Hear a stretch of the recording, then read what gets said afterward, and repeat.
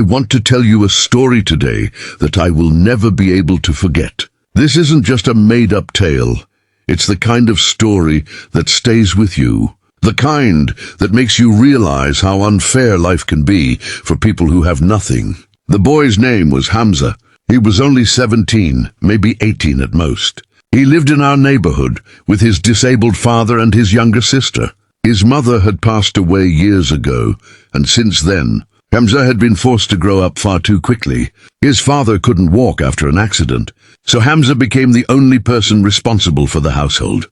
He worked wherever he could find work, sometimes carrying heavy loads at the market, sometimes doing small labor jobs in workshops. Despite how hard life was, Hamza always had this quiet kindness about him. He never complained. He never asked for pity. But the world doesn't always let good people live peacefully. There was a powerful man in the area known as Shahid who owned a factory. Everyone feared him. Even the local police treated him like someone above the law. Hamza, out of sheer desperation, started working at Shahid's factory. At first, he kept his head down and did his job. But soon, he noticed something disturbing. Young workers were treated brutally. People were shouted at, beaten, humiliated, and wages were often delayed or stolen entirely. One afternoon, Hamza finally gathered the courage to speak up. "Sir, please don't treat the boys like this.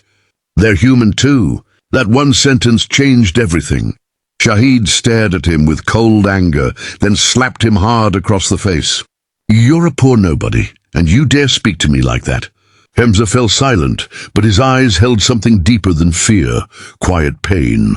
That night, I saw him sitting alone near the corner of the street. His hands were trembling. I asked him softly, "Hamza, what happened?" He looked at me and said, "Brother, I just want my sister to get an education. I can endure the suffering if it means she can have a better future." I didn't realize then that the real cruelty was only beginning. The next day, Hamza returned to the factory, quieter than ever.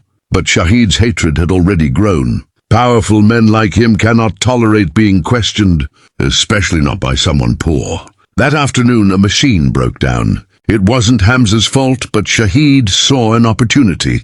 He shouted in front of everyone, "This is because of you!" Hamza panicked.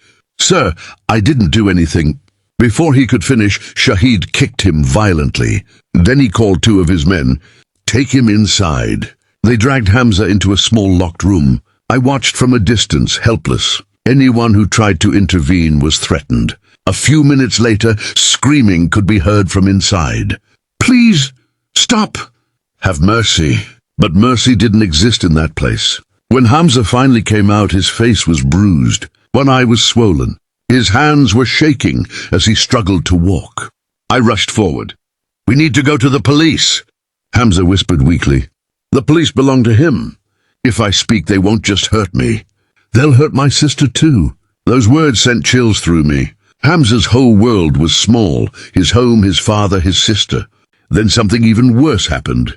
On her way to school, Hamza's younger sister Aisha was stopped by Shahid's men. They didn't touch her, but they frightened her enough. "Tell your brother to stay quiet," they said, "or we won't be so gentle next time." Aisha came home crying. Hamza's face turned pale. For the first time, he raised his voice. "What have I done? I work honestly. I try to survive. Why is this happening?" But oppression doesn't need a reason. The powerful always find ways to crush the weak. That night, Hamza decided he would quit the factory. I told him that's the right choice. "Find work somewhere else." He replied, "I don't want to run away, but I need to protect my sister." He didn't understand yet. To men like Shahid, even leaving is seen as rebellion. Hamza stopped going to the factory. For a few days, he searched quietly for other work, hoping the nightmare was over. But people like Shahid don't let go of their victims so easily. One evening, as I was walking back from the mosque, I saw something that froze my blood. At the end of the street, several men surrounded Hamza. Before I could reach them, they grabbed him, punched him, and dragged him into a car. No one stepped outside. People watched from behind curtains, too terrified to help. That night, Hamza didn't return home. The next morning, we received horrific news. He had been thrown outside the city, left broken on an empty roadside. A few of us rushed there. Hamza was lying on the ground, His clothes were torn. His body was covered in bruises. Blood was dried on his lips. When he saw me, he whispered, "Brother." "My sister." I knelt beside him. "Don't worry. I'm here." For the first time, Hamza began to cry. He said, "I only wanted to live with dignity. I asked for nothing but bread and education for my sister." Was that too much? We carried him home. His father collapsed when he saw him. Aisha held her brother's head, sobbing uncontrollably. I tried to file a police report. They looked at me and said, "Bring proof. And be careful." That wasn't justice. That was another form of cruelty. Hamza's condition worsened with every hour. One night he held my hand and said softly, "If I don't survive, please make sure my sister continues school." I promised him. But life doesn't always keep promises. That night Hamza's breathing slowed. He kept whispering one name, Aisha, and then he became silent forever. A boy destroyed simply because he was poor. Hamza's death shook the neighborhood, but only for a short while. Within days, people returned to their routines. But I couldn't. Even now, when I walk through that street, I still hear his voice. What did I ask for? Aisha stopped going to school. His father now sits in a corner, staring into emptiness. And Shahid is still free, still powerful, still untouched. Hamza's only crime was being born with nothing. The world rarely punishes the powerful, and far too often it buries the weak. That day, I decided Hamza's story would not be forgotten. I will tell it again and again.